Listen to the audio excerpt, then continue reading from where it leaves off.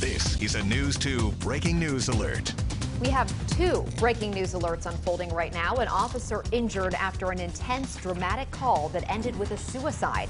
And several flood warnings happening right now in Middle Tennessee.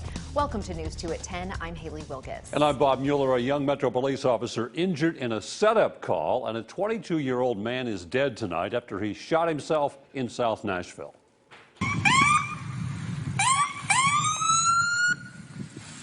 Metro Police say it was a ruse, a setup to get officers to a home in South Nashville. A dramatic scene that ends with a 22-year-old man killing himself in his driveway as officers watched.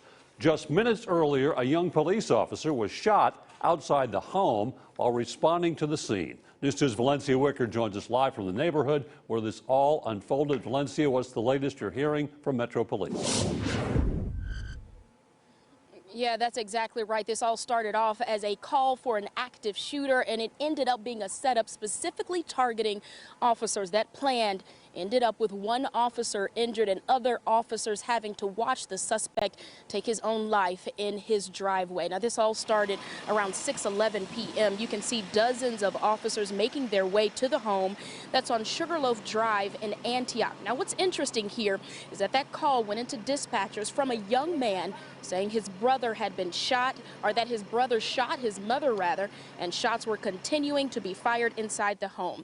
3 South Precinct officers went to the front door of that house, and as soon as they knocked, the door was opened and shots were fired. That's when we know Brian Sherman, a 2-year veteran with the police department, was hit in his upper left arm.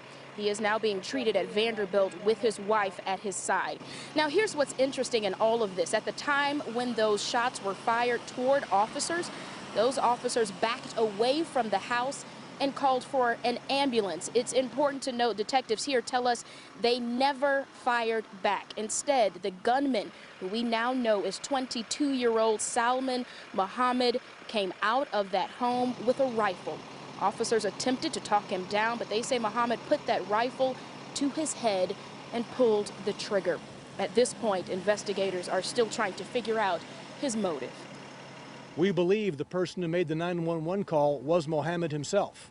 In fact, on the 911 call, you can hear him saying that he's scared, that shots are continuing to be fired. Hurry, hurry, please get here in a hurry. It was all a ruse to get the police officers to this scene. Certainly these calls are setting with our officers. You can't ignore them. It's very concerning. What our officers are being confronted with over the past few weeks is very concerning.